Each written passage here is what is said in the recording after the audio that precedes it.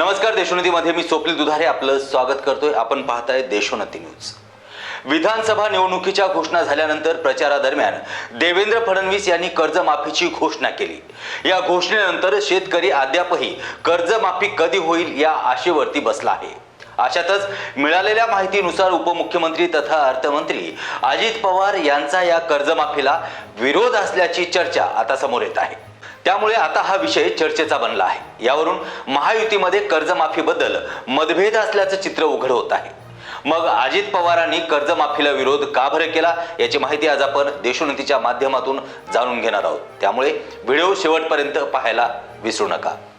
अलीकडेच पुणे जिल्ह्यातील दौंड येथील एका सभेत कर्जमाफीबद्दल एका शेतकऱ्यांनी अजित पवारांना विचारला असता विधानसभेच्या प्रचारादरम्यान मी कधीही कर्जमाफी करेल असं भाषण केलं नाही, असा उलट प्रतिप्रश्न अजित पवारांनी त्या शेतकऱ्याला विचारला। आपण पाहूयात अजित पवार नक्की काय म्हणाले।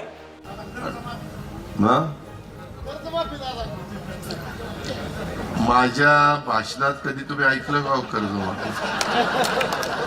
मला मी जेवढी भाषणं केली हे बघ, हे तुला एक माहिती का, अंथरून बघून हातपाय पसरायचे असतात। राज्याचा गाडा आपल्याकडे। त्यांच्या या वक्तव्यामुळे अजित पवार कर्जमाफीच्या विरोधात आहे हे स्पष्ट होतं। या उलट विधानसभेच्या प्रचारादरम्यान महायुतीच्या जाहीरनाम्यात शेतकऱ्यांना सरसकट कर्जमाफी करू आणि त्यांचे सातबारे कोरे करू असं आश्वासन देखील देण्यात आलं होतं। देवेंद्र फडणवीस यांनी चांदवड येथील झालेल्या सभेत पहिली कर्जमाफीची घोषणा केली आणि त्यानंतर प्रत्येक सभेत त्यांनी ही घोषणा वारंवार केली। शेतकऱ्यांचे सातबारा कोरे करू असं देखील त्यांनी सांगितलं होतं। त्यांच्या या एका आश्वासनामुळे निवडणुकीत शेतकऱ्यांनी महायुतीला भरभरून साथ दिली। पण आता दिलेला शब्द महायुती पाळते का हा प्रश्न महत्त्वाचा आहे आणि त्याच मागणीसाठी आता सर्व स्तरातून शेतकरी देखील आता कर्जमाफीबद्दल आतुर आहेत। याबरोबरच भाजपाच्या नेत्यांकडून देखील कर्जमाफीची मागणी केली जात आहे। त्याबरोबरच विरोधकांनी देखील सरकारला कर्जमाफीविषयी धारेवर धरलं होतं। तेव्हा देखील मुख्यमंत्र्यांनी विधिमंडळाच्या अधिवेशनात दिलेला शब्द पूर्ण करू असं पुन्हा एकदा पुनरुच्चार केला।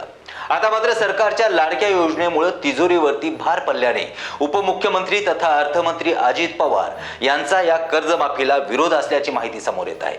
त्याबरोबर निवडणुकीच्या अगोदर देखील अजित पवार कर्जमाफीला अनुकूल नव्हते।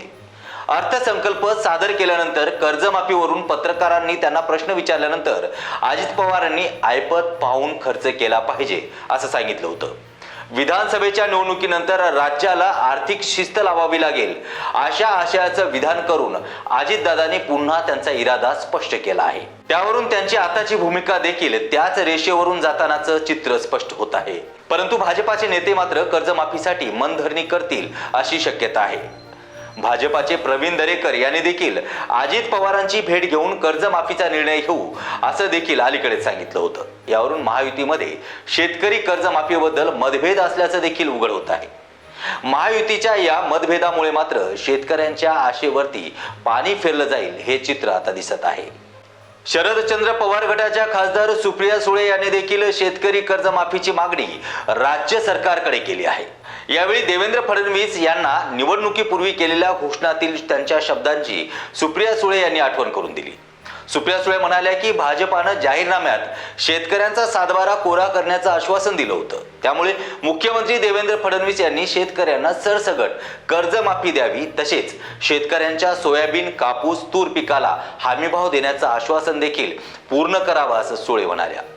मागील 3 वर्षापासून शेतकऱ्यांच्या शेतमालाला केंद्र शासनाच्या धोरणामुळे बाजारभाव मिळत नाही। त्यामुळे शेतकरी पेचात सापडला असून शेतकरी अद्यापही कर्जमाफीची प्रतीक्षा आतुरतेने करत आहे। कापूस, तूर, सोयाबीन यांच्यासह अनेक पिकांचे भाव हे अद्यापही हमी भावापेक्षा खालीच आहेत। त्यामुळे बँकेकडून घेतलेले पीक कर्ज पूर्णतः थकली आहेत आणि शेतकरी हवालदिल झाला आहे। कर्ज थकबाकीमुळे बँका देखील आता नव्याने कर्ज द्यायला तयार नाहीत। त्यामुळे शेतकरी कर्जमाफीबद्दल आग्रही आहे। पण महायुतीमध्ये कर्जमाफीबद्दल मतभेद असल्यामुळे दिलेलं आश्वासन हवेत विरण्याची शक्यता या ठिकाणी व्यक्त केली जात आहे। देशोन्नतीच्या माध्यमातून आपण पुन्हा एकदा शेतकऱ्यांची कर्जमाफी होईल का ही प्रतीक्षा मात्र नक्की करूया। तोपर्यंत पाहत राहा देशोन्नती न्यूज। मुंबई, पुणे, नागपूर, मराठवाडा असो का विदर्भ, राजकीय, सामाजिक, शैक्षणिक क्षेत्र असो का क्रीडा, सर्वच घडामोडीचे विश्लेषण पाहायला विसरू नका. फक्त देशोन्नती न्यूजवर.